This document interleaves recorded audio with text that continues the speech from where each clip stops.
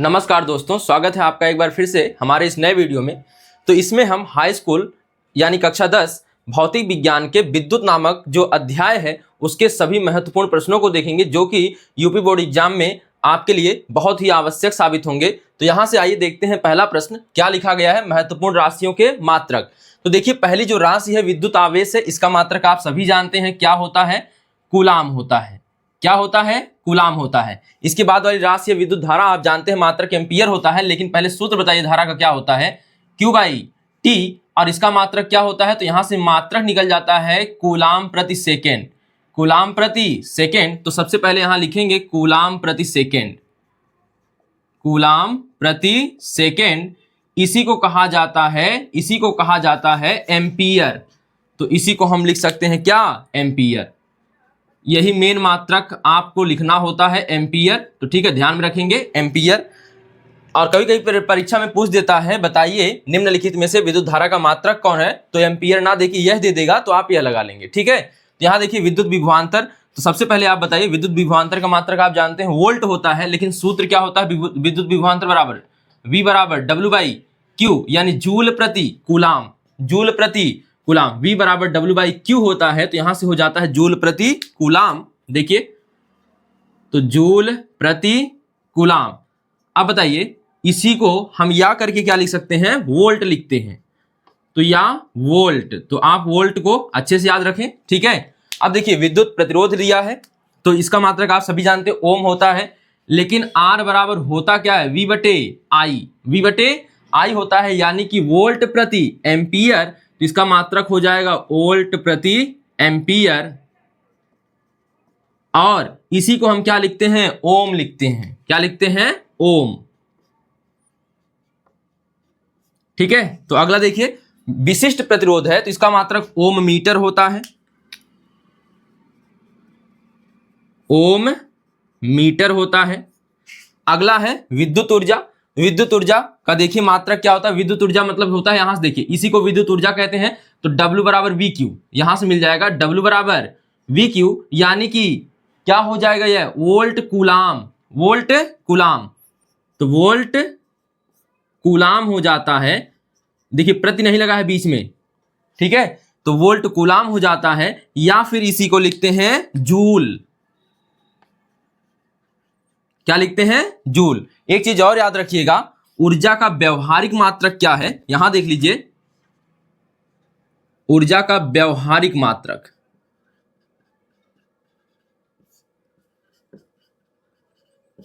इसे कहते हैं किलो वाट घंटा। किलो वाट घंटा। और एक चीज जान लीजिए विद्युत ऊर्जा के बारे में, इसका सबसे छोटा मात्रक क्या है, इलेक्ट्रॉन वोल्ट। तो ईवी से दर्शाते हैं इलेक्ट्रॉन वोल्ट। याद रखिएगा सबसे छोटा मात्रक कौन है, इलेक्ट्रॉन वोल्ट। सबसे छोटा मात्रक ऊर्जा का कौन है, इलेक्ट्रॉन वोल्ट है। और ऊर्जा का व्यवहारिक मात्रक कौन है, किलोवाट घंटा है। ठीक है, अगले मात्रक भी आइए, यहाँ पे विद्युत उष्मा। विद्युत उष्मा, एक चीज और जान लीजिए, इसको जूल में, अगर जूल में लाते हैं तो कैलोरी में भी बदला जा सकता है। यानी जूल, आप कैलोरी में अगर जूल को बदलते हैं तो कैलोरी बराबर क्या होता है, कैलोरी बराबर जूल बटे 4.2। जूल बटे 4.2। अगर आपकी कोई विद्युत ऊर्जा जूल में आती है तो अगर उसमें 4.2 से भाग दे देंगे तो किस में आ जाएगी, कैलोरी में। तो आप इसे कैलोरी में भी दिखा सकते हैं। तो विद्युत ऊष्मा का मात्रक क्या हो जाता है, यही सेम टू सेम हो जाते हैं, क्योंकि आपको पता है जो विद्युत ऊर्जा खर्च होगी वही विद्युत उष्मा के निर्माण में व्यय होगी। ठीक है, तो यानी कि जूल में, या फिर हम कह सकते हैं कैलोरी में। आप कैलोरी यहां पे भी लिख सकते हैं। ठीक है, जूल या कैलोरी। ठीक है, अगला देखिए विद्युत शक्ति। विद्युत शक्ति, इसका मात्रक आप जानते हैं वाट होता है। तो P बराबर हमको पता है कि क्या होता है, W बाई टी। क्या होता है, P बराबर होता है W बाई टी। तो W का मात्रक जूल और T का मात्रक सेकेंड। तो यहां पे क्या हो जाएगा, जूल प्रति सेकेंड। देखिएगा जूल प्रति सेकेंड, और इसी को कहा जाता है वाट। क्या कहा जाता है, या वाट लिख सकते हैं। ठीक है, एक चीज और इसमें ध्यान रखना है, एक अश्व शक्ति बराबर किसके बराबर होता है, एक अश्व शक्ति बराबर 746 वाट होता है। यह याद रखिएगा, बहुविकल्पी में पूछा जा सकता है। तो देखिए एकाध इसमें से आपके बोर्ड में पक्का आएगा, एक आध बहुविकल्पी क्वेश्चन 20 आते हैं तो आपको एक आध देखने को मिलेगा यहां से ही, ठीक है। तो यहाँ पे सबसे पहले आप एक बार इसको अच्छे से देख लीजिए, या मन कहे तो उतार लीजिए, मैं हट जाता हूं। तो आइए देखते हैं दूसरा क्वेश्चन, देखिएगा। तो आप इसको अच्छे से याद कर लीजिएगा, जितने भी मात्रक यहां लिखे गए थे, ठीक है। तो अब देखते हैं दूसरा क्वेश्चन। देखिए क्वेश्चन नंबर 2 यहां पे लिखा है कि बताइए निम्न को परिभाषित कीजिए, निम्न को परिभाषित कीजिए। इसमें से एक आध क्वेश्चन पूछने की संभावना होती है, ठीक है। तो आप इसको तैयार रखेंगे अच्छे से। देखिए पहला क्वेश्चन है इसमें 1 एम्पियर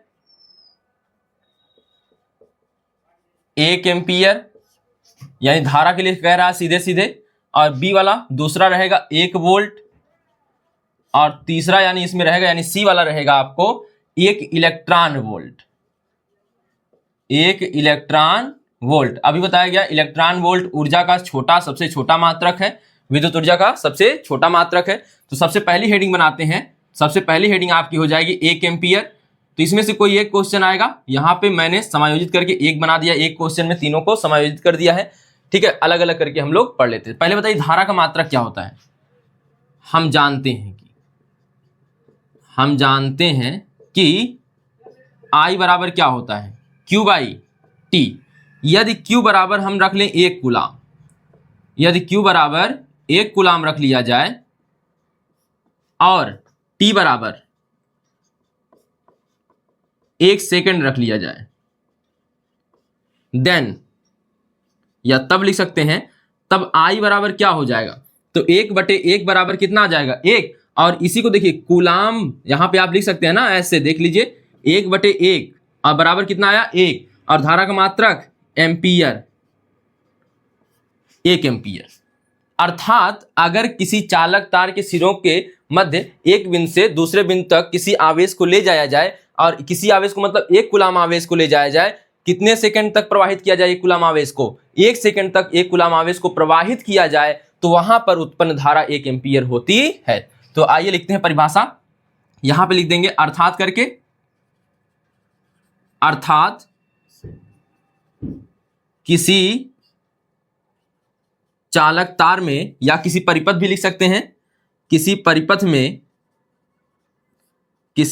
परिपथ में एकांक आवेश लिख सकते हैं, या 1 कूलाम आवेश लिख सकते हैं। 1 कूलाम आवेश को,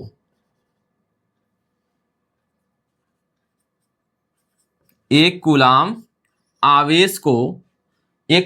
आवेश को 1 सेकेंड तक प्रवाहित किया जाए, 1 सेकेंड तक प्रवाहित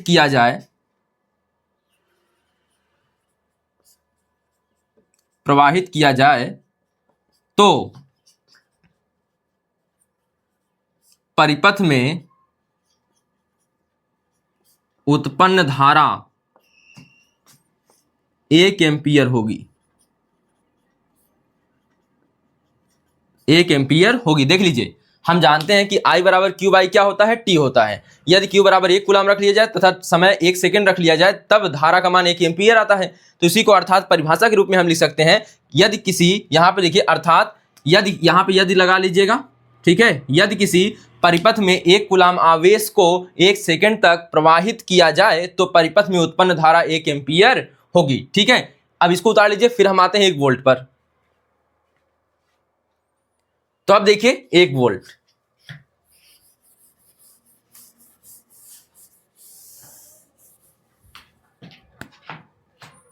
1 वोल्ट। तो अब देखिए वोल्ट के लिए फॉर्मूला क्या था, विभवांतर के लिए फॉर्मूला क्या होता है, V बराबर W/Q। तो यहां पे लिखेंगे हम जानते हैं कि, उसी प्रकार सेम टू सेम चलना है, हम जानते हैं कि V बराबर W/Q। तो यदि W बराबर 1 जूल, आपको पता है ऊर्जा का मात्रक जूल होता है, 1 जूल, तथा Q बराबर 1 कूलाम, ये कूलाम को ही हम क्या कहेंगे, एकांक आवेश, एकांक आवेश, ठीक है, देन या तब लिख दीजिए, देन या तब लिख दीजिए, देन भी लगा सकते हैं, तब V बराबर 1/1 सीधे करेंगे तो कितना आएगा, एक क्या आएगा, वोल्ट आएगा। देन V बराबर, तब V बराबर 1 वोल्ट, तब V बराबर 1 वोल्ट, अर्थात यदि किसी चालक तार के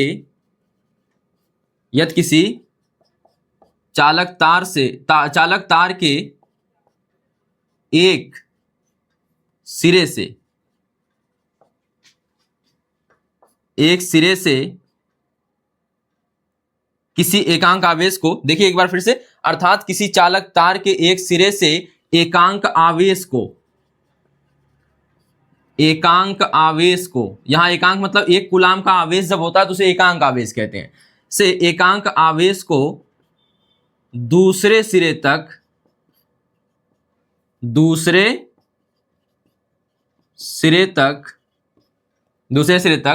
ले जाने में यदि कितना कार्य किया जाए, 1 जूल, यदि 1 जूल कार्य किया जाए तो सिरों के मध्य उत्पन्न विभवांतर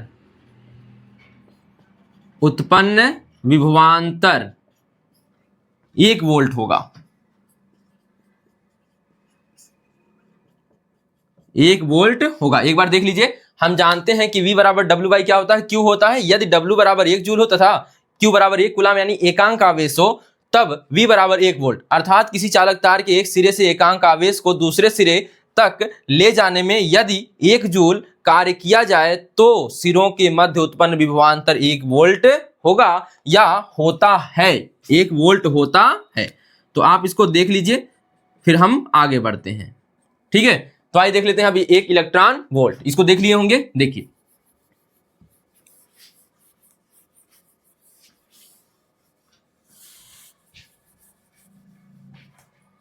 तो हेडिंग बनाइए 1 इलेक्ट्रॉन वोल्ट।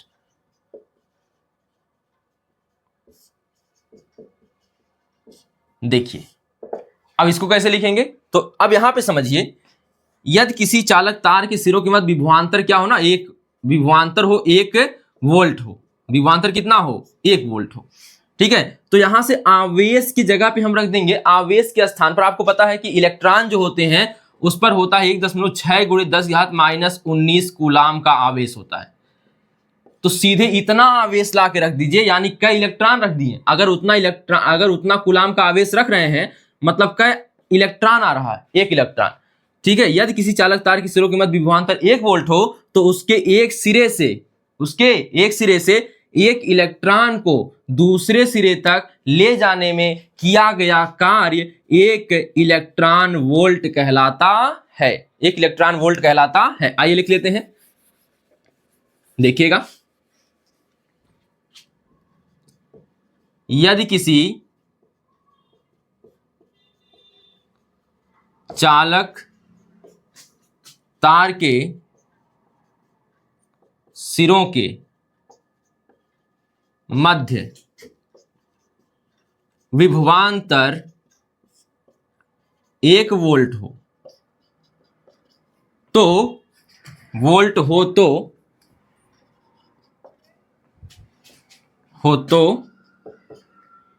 1 इलेक्ट्रॉन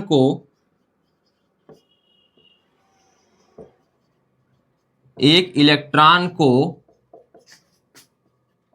उस चालक तार के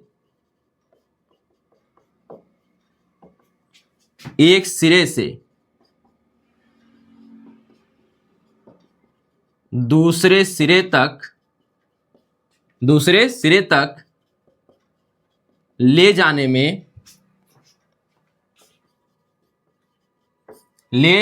में किया गया कार्य 1 इलेक्ट्रॉन वोल्ट कहलाता है, 1 इलेक्ट्रॉन वोल्ट कहलाता है, ठीक है। तो देख लीजिए, कभी कभी पूछता है 1 इलेक्ट्रॉन वोल्ट किसके बराबर होता है, तो आइए देख लेते हैं।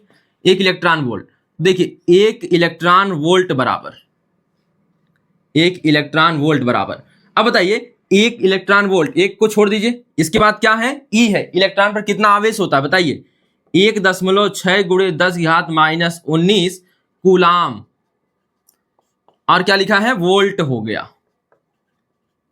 ठीक है, क्योंकि विभवांतर एक ही वोल्ट था तो 1 वोल्ट लिखेंगे तो एक मतलब एक ही हो रहेगा, क्योंकि यह 1 इलेक्ट्रॉन वोल्ट लिखा गया है, 1 का गुणा हुआ है। ठीक है, तो अभी देखिएगा यहां पे, देखिए 1 का अगर इसमें गुणा करेंगे तो यही आ जाएगा 1.6 × 10⁻⁻19। अभी जब मात्रक लिखा गया था तो आपको दिखाया गया था कि जो ऊर्जा का मात्रक होता है कूलाम वोल्ट भी होता है, कूलाम वोल्ट, अर्थात हम इसे जूल लिख सकते हैं। ठीक है, यानी कि 1 इलेक्ट्रॉन वोल्ट बराबर 1.6 × 10⁻⁻19 जूल होता है। इसको रट लीजिएगा, बहुविकल्प भी पूछ लेता है।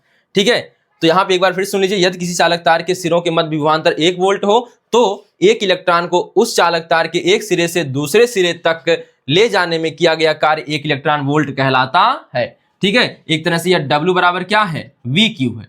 W बराबर क्या है, VQ। यहां विभवांतर 1 वोल्ट, आवेश क्या है, गुणे आवेश क्या है, 1 इलेक्ट्रॉन है, तो इसी को पढ़ लेंगे मिलाकर क्या, 1 इलेक्ट्रॉन वोल्ट पढ़ लेते हैं। उसी को जूल में कन्वर्ट किए तो 1.6 × 10⁻⁻19 जूल हो गया। ठीक है, एक बार इसको देख लीजिए, इंपॉर्टेंट परिभाषा है। ठीक, यह यहाँ पे तीनों इंपॉर्टेंट है, थोड़ा सा ध्यान रखिएगा। ठीक है, तो तीनों के सामने स्टार लगा दीजिए। तो आइए अब देखते हैं अगला सवाल। तो अगला सवाल पूछता है विभवांतर से आप क्या समझते हैं, विद्युत विभवांतर से आप क्या समझते हैं। मात्रक आप जान ही चुके हैं, वोल्ट होता है। आइए परिभाषा पर चलते हैं। तो देखिएगा अगला सवाल है आपका तीसरा, विद्युत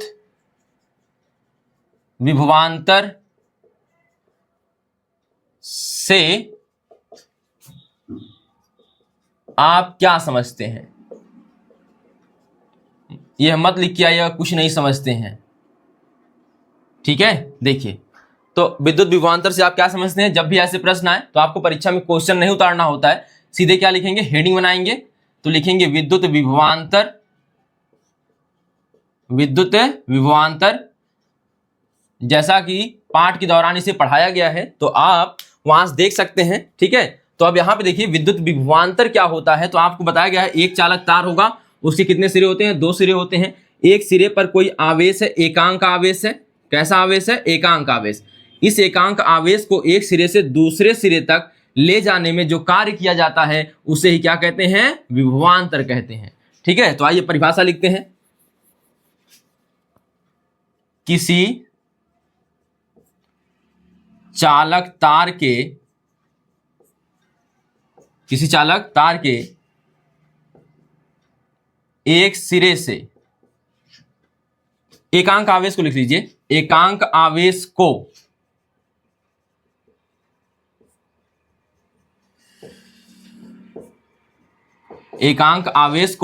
यहां पे एकांक आवेश को किसी चालक तार के एक सिरे से दूसरे सिरे तक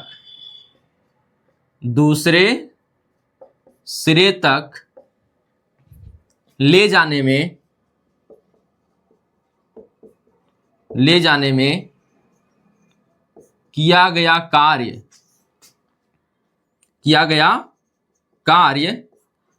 विद्युत विभवांतर कहलाता है, विद्युत विभवांतर कहलाता है। ठीक है, देखिएगा एकांक आवेश को किसी चालक तार के एक सिरे से दूसरे सिरे तक ले जाने में किया गया कार्य विद्युत विभवांतर कहलाता है।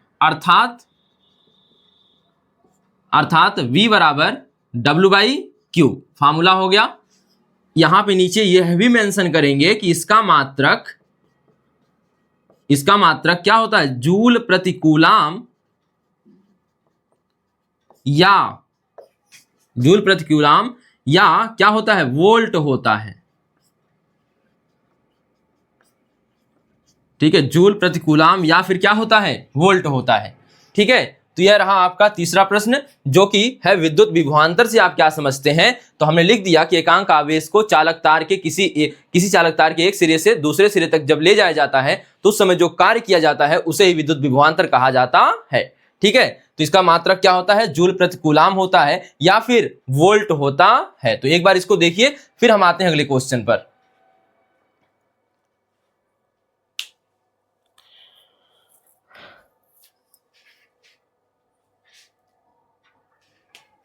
तो आइए देखते हैं तीसरा प्रश्न। तो प्रश्न सुनिएगा, तीसरा नहीं चौथा प्रश्न देखना है आपको। विद्युत प्रतिरोध से आप क्या समझते हैं तथा यह किन किन बातों पर निर्भर करता है। तो क्वेश्चन देखिए, मैं लिखता हूं क्वेश्चन नंबर 4, विद्युत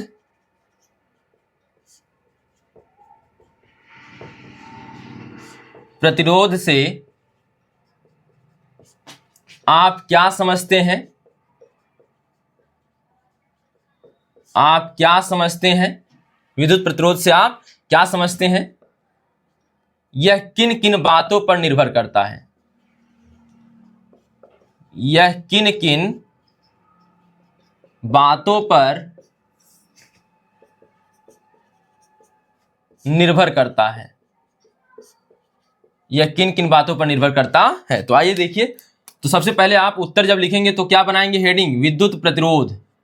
प्रतिरोध से अर्थ ही स्पष्ट है कि प्रतिरोध का मतलब क्या होगा, विरोध करने वाला, विरोध करने वाला। ठीक है, किसका विरोध करेगा प्रतिरोध, विद्युत धारा का। विद्युत धारा कहां बहेगी, किसी चालक तार में या परिपथ में। तो आप लिख सकते हैं सीधे, किसी चालक तार में या परिपथ में बहने वाली धारा का जो विरोध करता है उसे कहते हैं क्या, विद्युत प्रतिरोध। तो किसी चालक तार का वह गुण, किसी चालक तार का वह गुण, देखिए तो लिखेंगे किसी चालक तार का वह गुण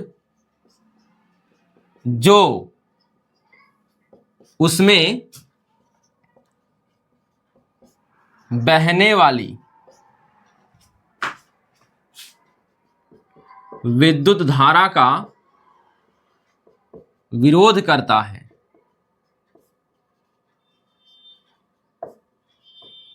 है, विद्युत प्रतिरोध कहलाता है।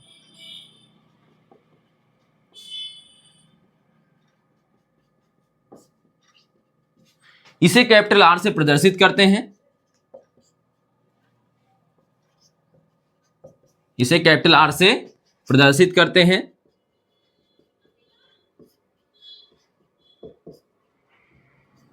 प्रदर्शित करते हैं आर बराबर V बटे आई होता है, आर बराबर V बटे आई होता है। ठीक है, तो आप इसे लिख सकते हैं नीचे आर बराबर V बटे आई। यहां पे नीचे इसका लिखेंगे, इसका मात्रक यह भी मेंशन करना होता है, आपको पहले ही बताया गया है कि जब भी किसी के बारे में लिखना हो अगर उसका मात्रक हो तो नीचे लिख दिया जाता है। इसका मात्रक क्या होता है, तो वोल्ट प्रति एम्पीयर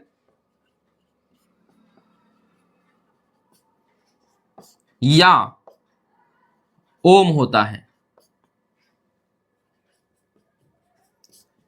अब देखिए इसी के नीचे पूछा ना, अगला प्रश्न जोड़ा है, यह किन किन बातों पर निर्भर करता है। तो नीचे लिखेंगे यह निम्नलिखित बातों पर निर्भर करता है। तो लिखेंगे विद्युत प्रतिरोध, आप इसी के नीचे लिखेंगे, मैं साइड में लिख रहा हूं, विद्युत प्रतिरोध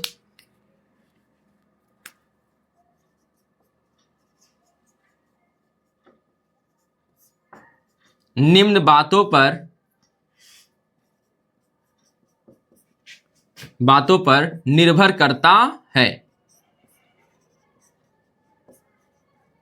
देखिए कौन कौन सी बातें हैं, तो मैं शार्ट में लिखता हूं और बोलता हूं तो आप समझ जाएंगे। ठीक है, पहला चालक तार की लंबाई पर, यानी आर प्रोपोर्शनल होता है यल के, चालक तार की लंबाई के अनुक्रमानुपाती होता है। तो याद रखें विद्युत प्रतिरोध, आप लाइन में क्या लिखेंगे, तो आप लिखेंगे पहला जो होगा, पहला जो बात होगी वह लिखेंगे विद्युत प्रतिरोध किसी चालक तार के, यानी उस चालक तार के लंबाई के अनुक्रमानुपाती होता है। विद्युत प्रतिरोध चालक तार की लंबाई के अनुक्रमानुपाती होता है, अर्थात आर प्रोपोर्शनल टू यल। ठीक है, आगे देखिए दूसरा क्या है, विद्युत प्रतिरोध अनुप्रस्थ काट के क्षेत्रफल के व्युत्क्रमानुपाती होता है, अर्थात आर प्रोपोर्शनल टू 1/a।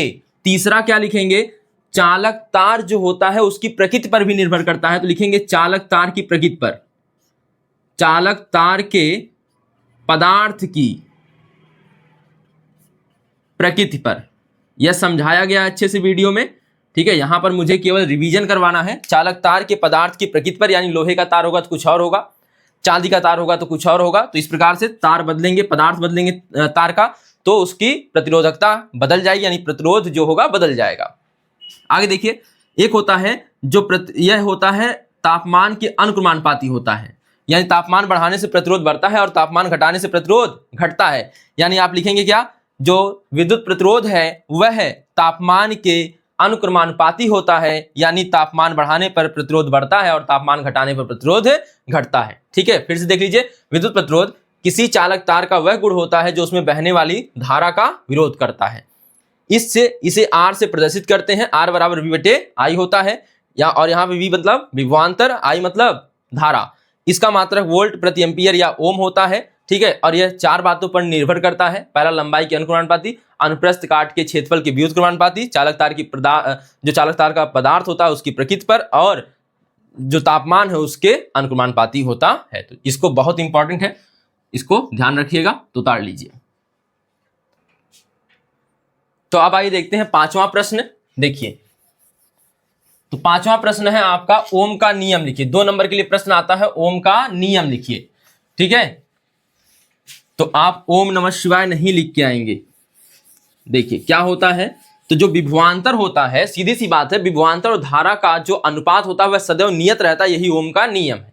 ठीक है, तो लिखिए, देखिए पहले क्वेश्चन लिखते हैं। क्वेश्चन नंबर 5, ओम का नियम लिखिए। ओम का नियम लिखिए। तो इन्होंने, ओम ने क्या बताया था, तो ओम ने बताया था कि जो कोई चालक तार होगा उसमें जो विभवांतर लगाया जाएगा और जो धारा प्रवाहित होगी उसका अनुपात सदैव नियत रहता है। तो आप हेडिंग बना लेंगे ओम का नियम।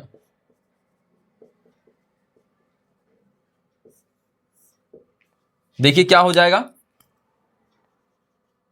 किसी चालक तार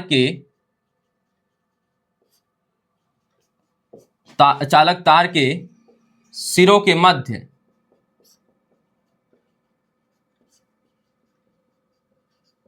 लगाए गए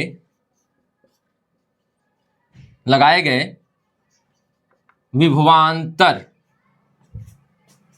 तथा उसमें बहने वाली धारा, विभवांतर को दर्शा लेंगे V से, उसमें बहने वाली धारा, विद्युत धारा लिख लीजिएगा, विद्युत धारा, इसे किसे दर्शाएंगे, I से, विद्युत धारा का अनुपात सदैव नियत रहता है, सदैव नियत रहता है। किसी चालक तार के सिरों के मध्य लगाए गए विभवांतर तथा उसमें बहने वाली विद्युत धारा का अनुपात सदैव नियत रहता है। तो आप यहां पे लिख सकते हैं इस नियमानुसार, थोड़ा सा यह भी जोड़ लीजिएगा, इस नियमानुसार, यानी कौन से नियमानुसार, ओम के नियमानुसार। और यहां क्या लगाएंगे, कॉमा, और उसके बाद इन्वर्टेड कॉमा, और यहां पर इन्वर्टेड कॉमा बंद करेंगे और नीचे लिखेंगे अर्थात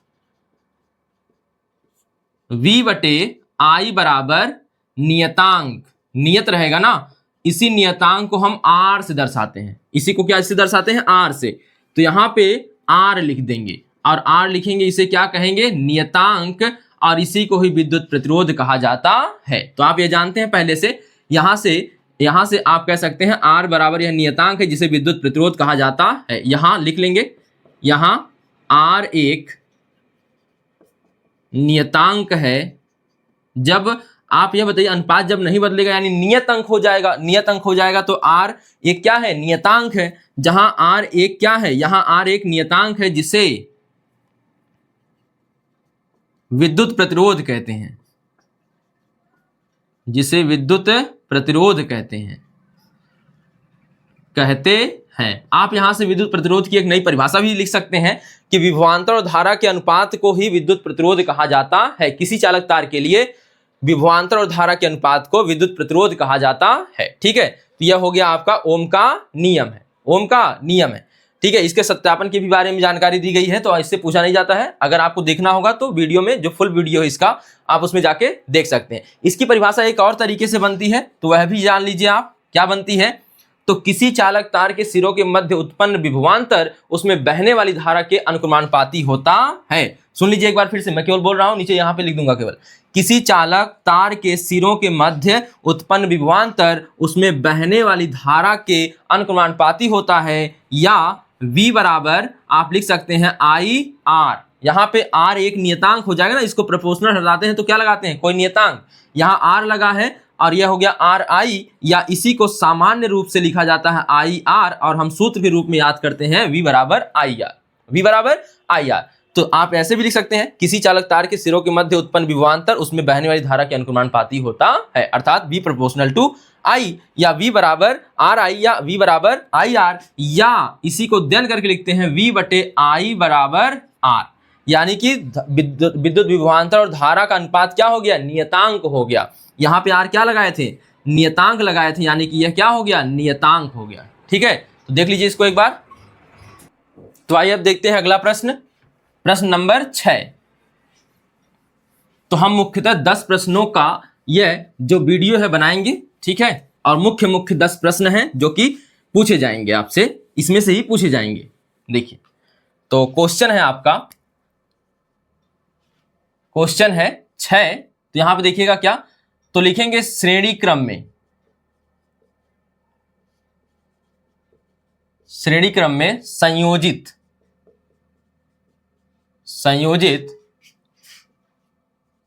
तीन प्रतिरोधों के तुल्य प्रतिरोध के लिए व्यंजक प्राप्त करिए। व्यंजक प्राप्त करिए। देखिए, तो श्रेणी क्रम में संयोजित तीन प्रतिरोधों के तुल्य प्रतिरोध के लिए व्यंजक प्राप्त करिए। तो आइए शुरू करते हैं। तो सबसे पहले आपको एक चित्र बनाना पड़ता है, ठीक है। तो यहाँ पे चित्र साइड में बना लेते हैं। तो श्रेणी क्रम में संयोजित है, तो आपको पता है धारा का मान श्रेणी क्रम में नहीं बदलता है, ठीक है। और इसमें क्या होता है, प्रत्येक प्रतिरोध का दूसरा सिरा अगले प्रतिरोध के पहले सिरे से जुड़ा होता है। तो पहले तो यह भी आपको परिभाषा ही बतानी पड़ेगी। जब परीक्षा में पूछता है ना, तो आपसे पूछेगा श्रेणी क्रम संयोजन से आप क्या समझते हैं, तथा श्रेणी क्रम में संयोजित तीन प्रतिरोधों के तुल्य प्रतिरोध के लिए व्यंजक प्राप्त कीजिए। तो श्रेणी क्रम की पहले परिभाषा लिखेंगे, और परिभाषा आपको याद होनी चाहिए। मैं बोल दे रहा हूं, एक बार सुन लीजिए, मैं केवल यहाँ पे व्यंजक प्राप्त करूंगा। तो श्रेणी क्रम की परिभाषा क्या होगी, तो लिखेंगे ऐसा संयोजन, प्रतिरोधों का ऐसा संयोजन जिसमें प्रत्येक प्रतिरोध का दूसरा सिरा अगले प्रतिरोध के पहले सिरे से जुड़ा हो। प्रत्येक प्रतिरोध का दूसरा सिरा अगले प्रतिरोध के पहले सिरे से जुड़ा हो, श्रेणी क्रम संयोजन कहलाता है। तो प्रतिरोधों का ऐसा संयोजन जिसमें सभी प्रतिरोध का या प्रत्येक प्रतिरोध का दूसरा सिरा अगले प्रतिरोध के पहले सिरे से जुड़ा हो, उसे कहते हैं श्रेणी क्रम संयोजन। ठीक है, इस प्रकार से चित्र बना लेंगे हम लोग। ठीक है, एक बैटरी लगाएंगे यहाँ पे, और बड़ा वाला सिरा क्या कहलाता है, धन। बैटरी या सेल कुछ भी लगा दीजिए अभी, तो मैंने सेल लगा दिया, और यहाँ पे एक लगा देंगे कुंजी, यह हो गई कुंजी। ठीक है, आप ऐसे भी बना सकते हैं, देखिए इस तरह से, यह कुंजी हो गई। यहाँ इसका नाम R1 लिख लेंगे, यहाँ R2 और यहाँ R3, और यहाँ पे बैटरी का विभवांतर मान लेते हैं V है, और धारा जो इसमें बह रही है मान लेते हैं I है।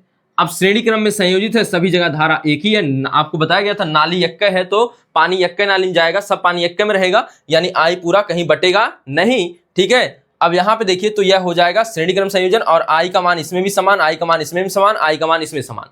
ठीक है, और विभवांतर V बराबर क्या होता है, IR होता है। अगर हम R को 1 लिखें, फिर 2 लिखें, फिर 3 लिखें, यानी R का मान बदलते रहेंगे, I का मान नहीं बदलेगा, तो विभवांतर का मान बदल जाएगा, विभवांतर का मान बदल जाएगा। तो यहाँ पे विभवांतर अलग अलग हो जाता है, यहाँ V1, यहाँ V2, यहाँ V3, यानी सभी प्रतिरोध के सिरों के मध्य विभवांतर हमने क्रम से क्या ले लिया, V1, V2, V3 ले लिया। और कुल विभवांतर कितना होगा, जो बैटरी विभवांतर या सेल जो लगा है जिस वोल्टता का, वही कुल विभवांतर के क्या होगा, बराबर होगा, यानी V1 plus V2 plus V3 बराबर क्या आएगा, V आएगा। तो हम प्रयोग करेंगे। सबसे पहले लिखेंगे, देखिए यहां पे माना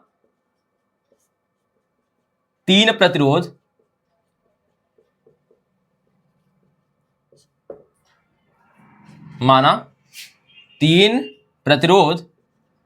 R1 R2 तथा R3 श्रेणी क्रम में संयोजित है।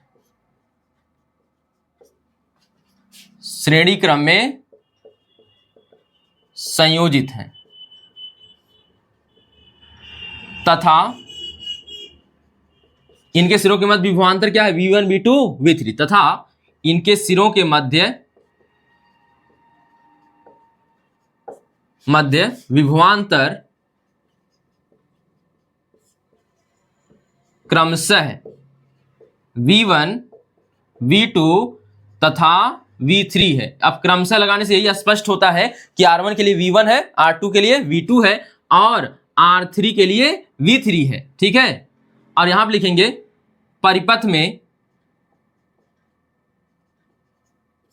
परिपथ में प्रवाहित धारा I है। ठीक है, कितना है? परिपथ में प्रवाहित धारा I है।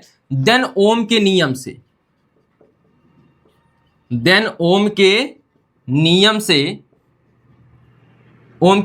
कौन बदल रहा है? पहले ये बताइए, कौन बदल रहा है? V बदल रहा है ना। तो V1 बराबर, यानी V बराबर ओम का नियम लगाइए। क्या ओम का नियम क्या होता है? आपने अभी देखा, ओम का नियम होता है V बटे I बराबर कितना? R। अब इसमें बदल कौन रहा है? V। तो हम लिख सकते हैं V बराबर I R। V बराबर क्या लिख सकते हैं? I R। तो V को ही लिखना है बार बार। अब देखिए कै बार लिखना है? 3 बार, यानी 3 V है ना। तो लिखेंगे ओम के नियम से V1 बराबर IR1, V2 बराबर IR2, V3 बराबर IR3। ठीक है, और आप जानते हैं कुल विभवांतर कितना है? V है। लिखेंगे चूंकि परिपथ का, या बैटरी या सेल का लिख सकते हैं, परिपथ का कुल विभवांतर V है, इसलिए V बराबर V1 plus V2 plus V3, समीकरण नंबर 1। ठीक है, अब यहां पर लिखेंगे यदि परिपथ का तुल्य प्रतिरोध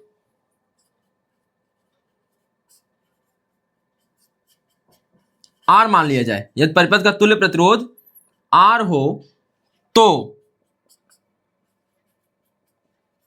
ओम के नियम से,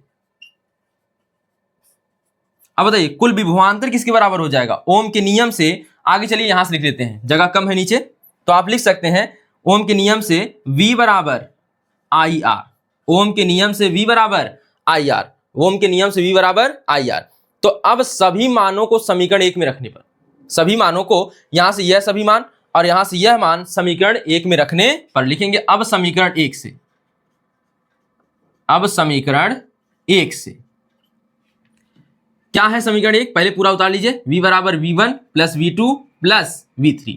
V का मान यहां से रखिए IR, यहां से रखेंगे V1 का मान IR1, V2 का मान IR2, V3 का मान IR3। तो IR1 plus IR2 plus IR3। सब में देखिए यहां पे I तो है ही, यहां पे I कॉमन है, तो यहां पे IR लिखेंगे, यहां से I कॉमन करेंगे, तो R1 plus R2 plus R3, I से I कट गया, R बराबर R1 plus R2 plus R3। यही तुल्य प्रतिरोध के लिए क्या है? व्यंजक है। तो यहां पे एक बार फिर समझिए, एक लाइन और लिखना है नीचे, तो लिख दीजिए अभी। अतः श्रेणी क्रम में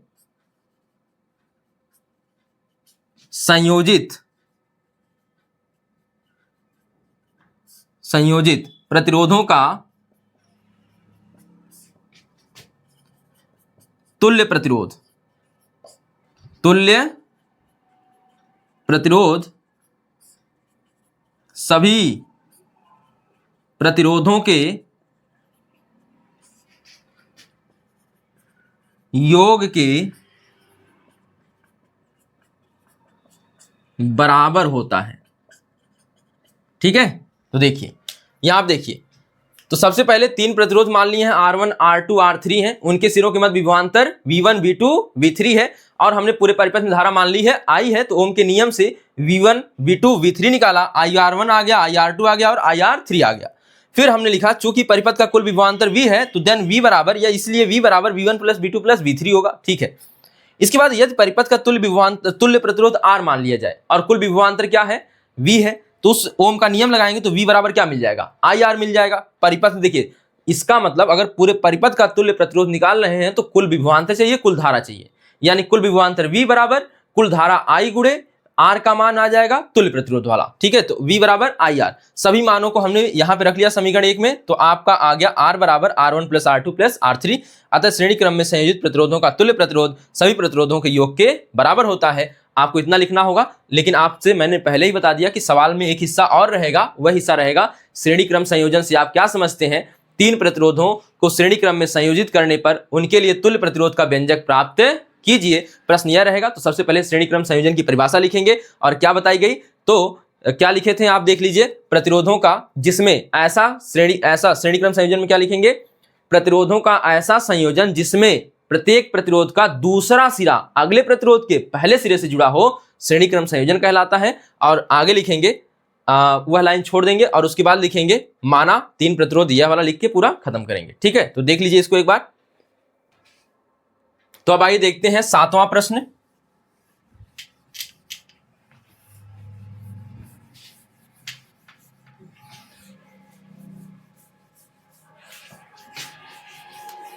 अब 7वें प्रश्न में यही करना है, जो श्रेणी क्रम लिखे हैं अभी ना, उसी का समांतर क्रम निकालना है। तो देखिए, तो क्वेश्चन नंबर 7, तो लिखेंगे समांतर क्रम में संयोजित, समांतर क्रम में संयोजित तीन प्रतिरोधों, ज्यादा तीन ही पूछता है, 4 करेगा तो 4 लगा लेंगे बस, संयोजित तीन प्रतिरोधों के तुल्य प्रतिरोध के लिए, तुल्य प्रतिरोध के लिए व्यंजक प्राप्त करिए, व्यंजक प्राप्त करिए। ठीक है, तो आपको पता है सबसे पहले आपको जो यह सवाल आएगा क्या आएगा, समांतर क्रम संयोजन से आप क्या समझते हैं, समांतर क्रम में संयोजित तीन प्रतिरोधों के तुल्य प्रतिरोध के लिए व्यंजक प्राप्त कीजिए। ठीक है, तो आप पहले परिभाषा बताएंगे, समांतर क्रम संयोजन, हेडिंग डालेंगे, लिखेंगे प्रतिरोधों का ऐसा संयोजन जिसमें प्रत्येक प्रतिरोध का एक सिरा एक बिंदु से और सभी प्रतिरोधों का दूसरा सिरा दूसरे बिंदु से जुड़ा होता है, उसे हम श्रेणी क्रम समांतर क्रम संयोजन कहते हैं। सभी प्रतिरोधों का एक सिरा, चित्र बनाएं, अगर हम पहला प्रतिरोध बना लिया, दूसरा, तीसरा, यहां सभी प्रतिरोधों का पहला यहां पे आ गया और दूसरा सभी प्रतिरोधों का हमने यहां से मिला दिया, यह हो गया समांतर क्रम संयोजन। यह R1 लिख लीजिए, यह R2, यह क्या R3। तीन प्रतिरोध कहा है तो तीन प्रतिरोध, यहां से थोड़ा सा आगे बढ़ाकर यहां से नीचे लाइए, क्योंकि धारा प्रवाहित करनी तो उसके लिए सेल या बैटरी चाहिए। तो आप देखिए सेल इस तरह से बनता है और इस तरह से कर दिए तो बैटरी लगा दीजिए, जो मर्जी आपकी हो लगा दीजिए, सेल या बैटरी। और यहां पे हमने लगा दिया कुंजी यानी कि स्विच। ठीक है, तो यहां से हमने धारा प्रवाहित की। पहले तो यह जान लीजिए कि पूरे परिपथ का विभवांतर कितना मान लेते हैं, V है।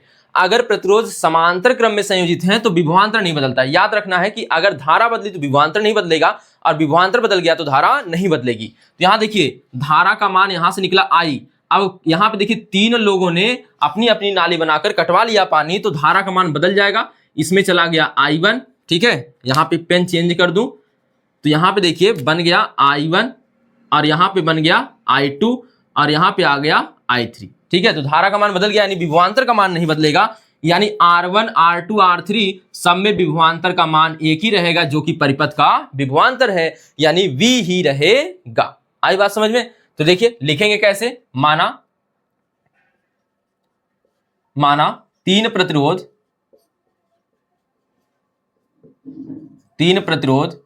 R1, R2, या वा लिख दीजिए व R3 समांतर क्रम में संयोजित हैं, समांतर क्रम में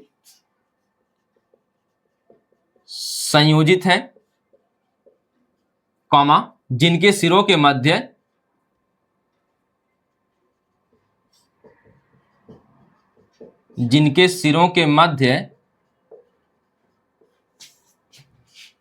मध्य विभवांतर क्रमशः, अच्छा विभवांतर नहीं, इस बार धारा बदली है ना, तो धारा लिखेंगे, जिनमें प्रवाहित धारा, यह लिख लीजिए, जिनमें प्रवाहित धारा क्रमशः I1, I2 तथा I3 है। ठीक है, अब यहां पे देखिए धारा लिखे ना, उस बार क्या लिखे थे, परिपथ का कुल विभवांतर, कुल धारा क्या लिखे थे, I लिखे थे, इस बार कुल विभवांतर लिखेंगे। ठीक है, देखिए परिपथ का कुल विभवांतर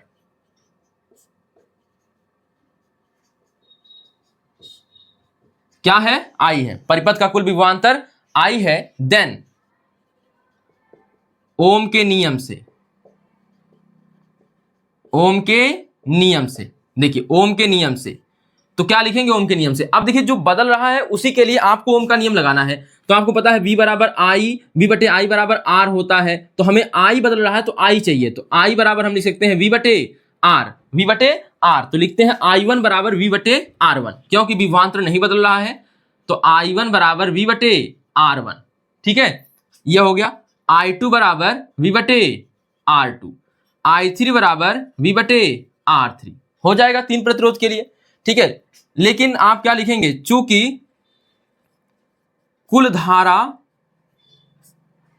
I है, इसलिए चूंकि कुल धारा क्या है, I है, इसलिए क्या लिखेंगे यहां पे I बराबर I1 plus I2 plus I3। ठीक है, कुल धारा I है, इसलिए I बराबर I1 plus I2 plus I3 होगा। ठीक है, अब यहां पे यदि वही लाइन सब कुछ जुगाड़ करके लाना है, तो यदि परिपथ का, या लिख सकते हैं प्रतिरोधों का, तो यही लिख लीजिए, यदि प्रतिरोधों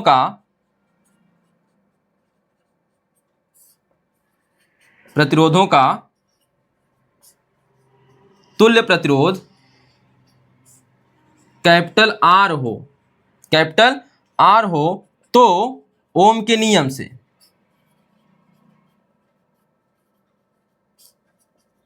तो ओम के नियम से आ जाइए, इधर लिख लेते हैं। ओम के नियम से क्या हो जाएगा, इस बार भी ऐसे लिखना है, I बराबर कुल धारा बराबर V बटे R, क्योंकि कुल विभवांतर V, कुल तुल्य प्रतिरोध R, यह समीकरण नंबर 1।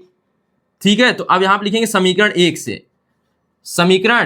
से क्या होगा, समीकरण 1 से बताइए। तो यहां पे समीकरण 1 पहले लिख लीजिए, I बराबर I1 plus I2 plus I3 हो जाएगा।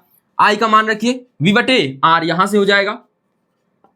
I1 का मान रखिए V बटे R1, अगला V बटे R2 प्लस V बटे R3। ठीक है, अब देखिए V तो यहां पे है ही, और यहां से आपको V कॉमन मिल जाएगा, तो यहां हो जाएगा 1 बटे R1, यहां 1 बटे R2, धन अगला क्या आ जाएगा 1 बटा R3। V से V कट गया, तो 1 बटा R बराबर क्या मिल जाएगा, 1 बटा R बराबर 1 बटा R1 धन 1 बटा R2 धन 1 बटा R3। यह रहा तुल्य प्रतिरोध के लिए व्यंजक, किसके लिए, समांतर क्रम के लिए। इसके बाद एक लाइन आपको पता है कि अंत करने के लिए चाहिए कि तुल्य प्रतिरोध यहां नहीं आया, तुल्य प्रतिरोध का व्युत्क्रम आया है, तो लिखेंगे अतः समांतर क्रम में संयोजित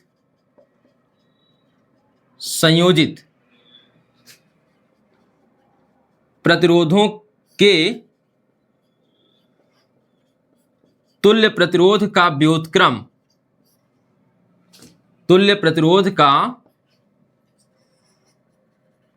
व्युत्क्रम सभी प्रतिरोधों के सभी प्रतिरोधों के व्युत्क्रमों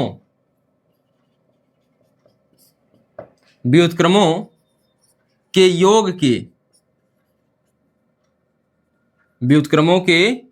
के बराबर होता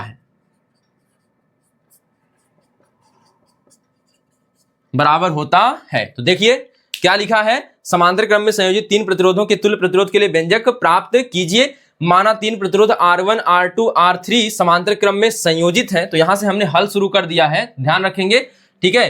क्रम में संयोजित हैं जिनमें प्रवाहित धाराएं क्रमशः I1, I2, I3 है। परिपथ का कुल विभवांतर क्या है? परिपथ का कुल विभवांतर V है।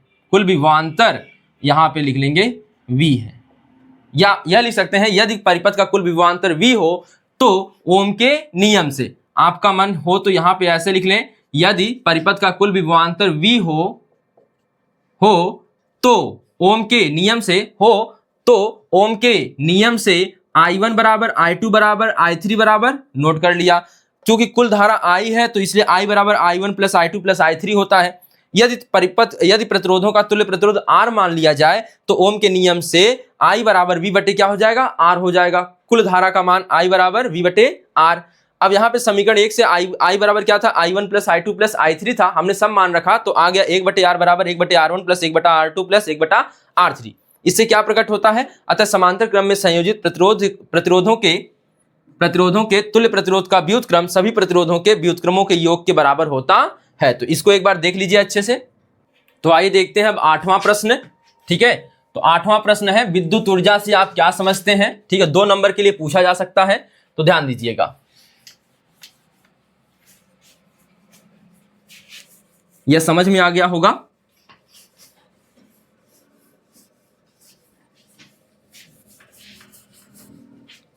तो प्रश्न नोट करिए। क्वेश्चन नंबर आपका हो जाएगा 8वां,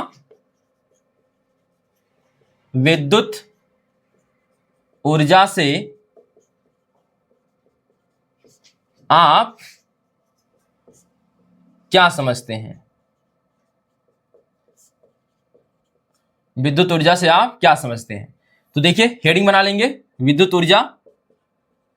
प्रश्न परीक्षा में नहीं उतारना है आपको, ठीक है। अगर हेडिंग लायक है तो हेडिंग बना के लिखेंगे विद्युत ऊर्जा, ठीक है। किसी चालक तार में क्या आवेश प्रवाहित होते हैं जिससे धारा प्रवाहित होती है उसमें, तो आवेश प्रवाहित होने से कुछ ऊर्जा व्यय होती है, तो उसी ऊर्जा को हम व्यय ऊर्जा को कहते हैं विद्युत ऊर्जा। तो लिखेंगे किसी चालक तार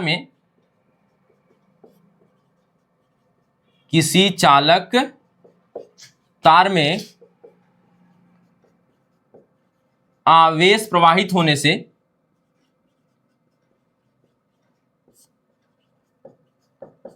से या आवेश प्रवाहित होने में जो ऊर्जा व्यय होती है,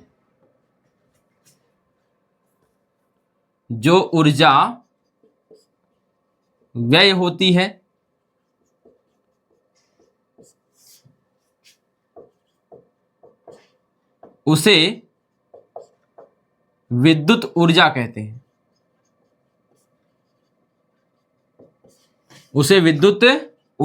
हैं। ठीक है। अर्थात आप यह भी लिख सकते हैं, इसे W से प्रदर्शित करते हैं, अर्थात W बराबर VQ। अर्थात W बराबर VQ आप लिखेंगे इसका मात्रक क्या होता है, तो यहां वोल्ट कूलाम, इसका मात्रक वोल्ट कूलाम होता है। कूलाम को इसी को लिख सकते हैं या जूल, वोल्ट कूलाम या जूल होता है, ठीक है। अब यहां पे एक बात और देख लीजिए, W के जो विभिन्न पदों में यानी विद्युत ऊर्जा के विभिन्न पदों में व्यंजक होते हैं, यहां पे लिखना नहीं है लेकिन आप केवल जान लीजिए। तो W बराबर क्या आता है? VIT आता है। W बराबर और क्या आता है? I² RT आता है। और क्या आता है? W बराबर V² by R into T आता है। तो इनका सवाल लगाने में जरूरत पड़ती है तो आप इसको जानते रहेंगे, ठीक है। तो आप इसको एक बार देख लीजिए। तो यहां पे फिर अगले क्वेश्चन पे आते हैं। तो आइए देखते हैं अगला प्रश्न।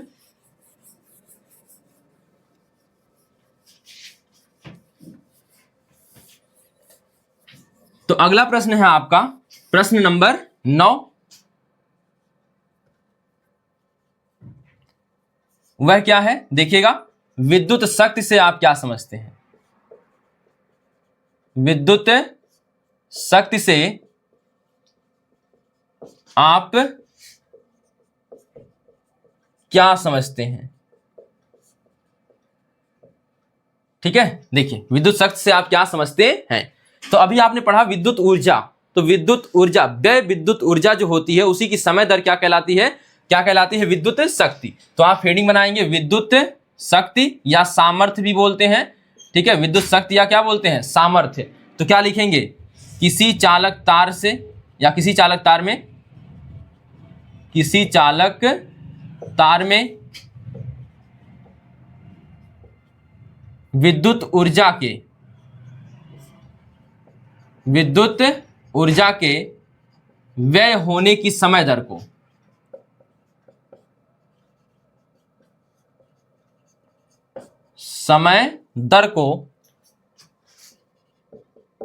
विद्युत शक्ति कहते हैं। विद्युत शक्ति कहते हैं। इसे P से दर्शाते हैं। इसे P से दर्शाते हैं। ठीक है, इसे P से दर्शाते हैं, अर्थात P बराबर W बाई क्या? T, ऊर्जा की व्यय होने की दर। किसी चालक तार में विद्युत ऊर्जा की व्यय होने की समय दर को विद्युत शक्ति कहते हैं। तो यह हो गया P बराबर W बाई T। इसका मात्रक क्या होता है?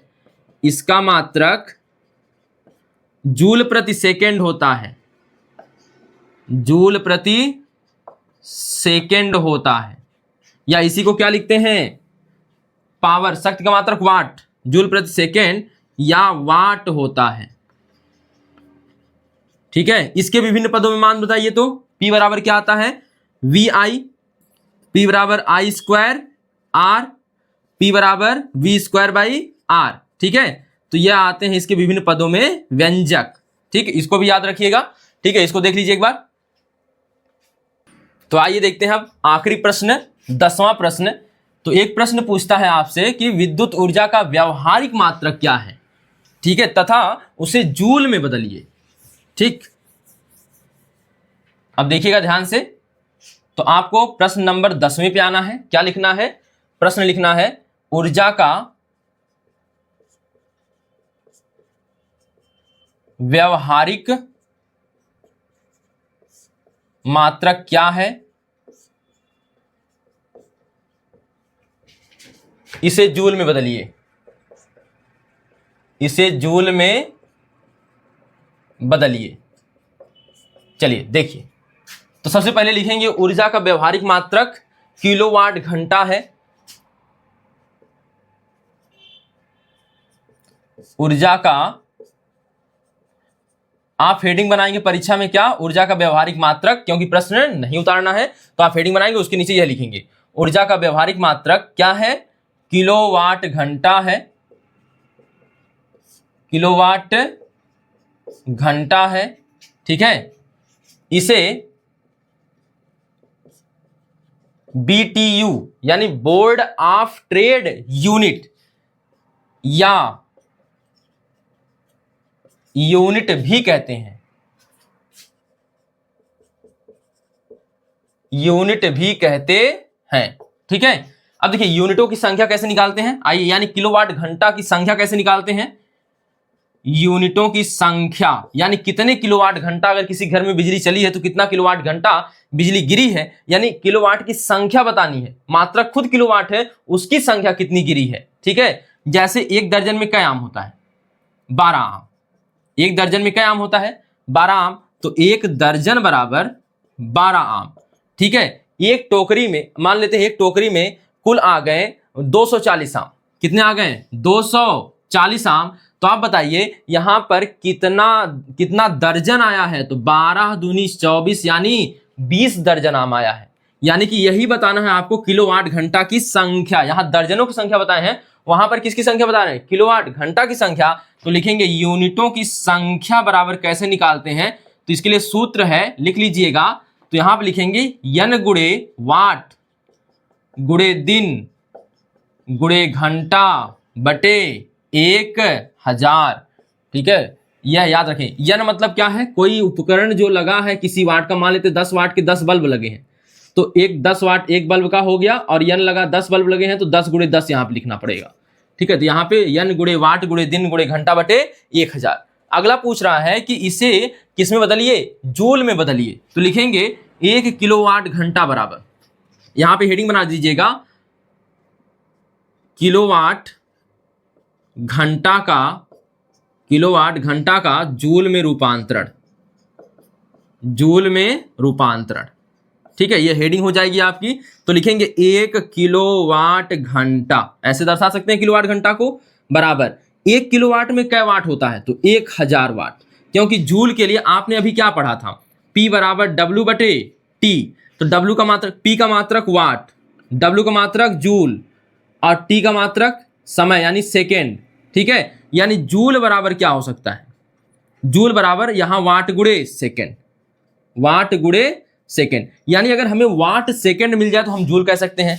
तो क्या किलोवाट को वाट में बदल सकते हैं, बिल्कुल बदल सकते हैं। 1000 वाट होता है, घंटा को सेकेंड में बिल्कुल बदल देंगे, तो 1000 वाट हो गया, गुणे 3600, एक घंटा में कै सेकेंड 3600। यहां अगर हावर लिखा है इसका मतलब एक है, क्योंकि यहां 1 गुणे 1 किए होंगे, तो 1 किलोवाट एक घंटा मिलके दोनों हो गया 1 किलोवाट घंटा। ठीक है, तो ध्यान दीजिएगा, यहां से इसको हटाते हैं, ध्यान दीजिए।